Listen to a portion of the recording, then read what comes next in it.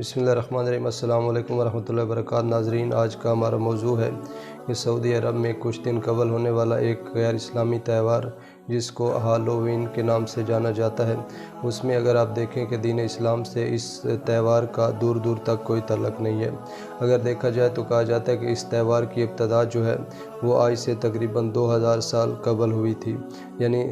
दौर मसीह से भी कबल का ये त्यौहार है। और इसको बाद में आने में बहुत से ऐसे तवातुर और ऐसी चीज़ें आई जिनमें इसमें तब्दीलियां भी आई। अगर आप इसकी वजह देखेंगे ये क्यों किया जाता था, तो पहले दौर में यानी कि जब शुरू हुआ था तो उसमें कुछ लोग, ये जो यहूदी लोग थे, वो अकीदा रखते थे आयरलैंड और इस तरह के इलाके जो हैं उनमें, शुमाली फ़्रांस वगैरह, उन इलाकों में इसका ज़्यादा जो चर्चा था। उसके लिए कहा जाता था कि उनका ये मानना था कि ये साल जो है, यानी इस नए साल की इब्तिदा जो है वो 31 अक्टूबर से होती है। और इसके बाद वो ये चाहते थे कि जो रूहें होती हैं यानी मरने वालों की, वो 31 अक्टूबर वाले दिन जो है उनमें और इंसानों में राब्ता जो है वो कमज़ोर हो जाता है, जिसकी वजह से वो रूहें वापस आती हैं और लोगों को और इंसानों को जो है वो नुकसान पहुंचाती हैं। यानी उनसे बचने के लिए उनका यह अक़ीदा था कि जब हम ये त्यौहार करते हैं तो फिर रूहें हमसे या खुश हो जाती हैं या खौफ की वजह से वो हमारे करीब नहीं आती। यानी इस तरह की खुराफात उन्होंने इस्तेमाल की और इस त्यौहार को जो है वो करना चाहा।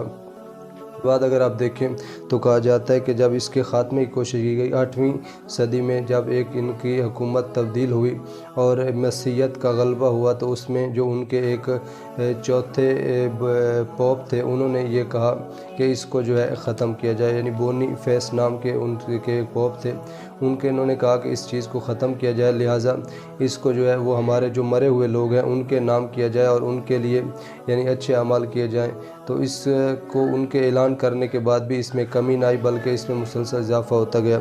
उसके बाद कहा जाता है कि अमेरिका के मारिज़ वजूद में आने के बाद, जिसकी तारीख़ 4 जुलाई 1776 की बताई जाती है कि जब अमेरिका एक आज़ाद रियासत के तौर पर वजूद में आया,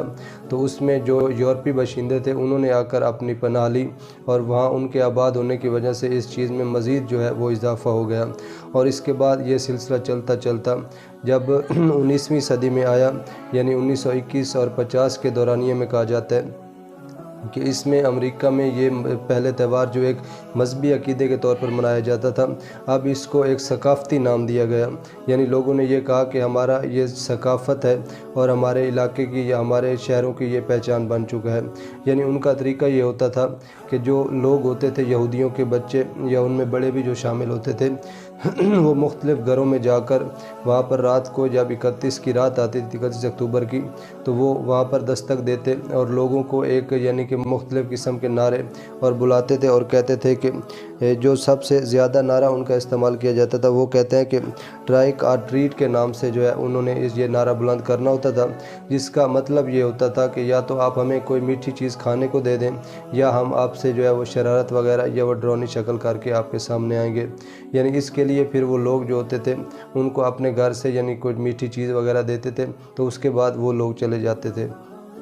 ये उन्होंने आहिस्ता आहिस्ता जो है इसको अपने माशरे का हिस्सा बनाया और वो मुख्तलिफ़ जो शक्लें बना के आते थे, यानी कास्ट्यूम टाइप के कार्टून वगैरह, या वो चेहरे पर जिन्नात की शक्लें वगैरह लगा के आते थे, तो उनसे लोगों को डराते थे। या फिर ऐसी चीज़ें यानी कि वो रखी हुई होती थी, यानी सब्ज़ी टाइप या कोई कद्दू टाइप जिन्हें कहा जाता है, तो उनमें मुख्तलिफ़ किस्म की शक्लें तराश के उनमें चिराग जला के रख देते थे और जो बंदा उनके करीब जाता था वो उससे खौफज़दा होता था। यानी इस तरह की चीज़ें उनका ये मनाने का तरीका था।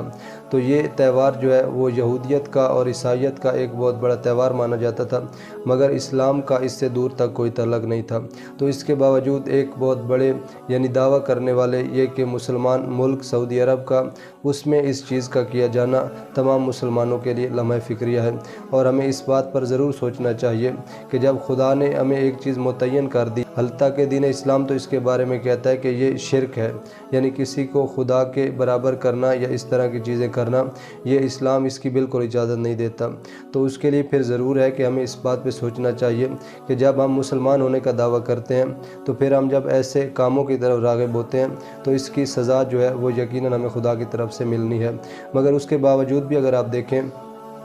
تو ایک ملک ہے سعودی عرب، یعنی سعودی عرب کی جو رسم و رواج ہے وہ ہمارے لیے حجت نہیں ہے، بلکہ وہ ایک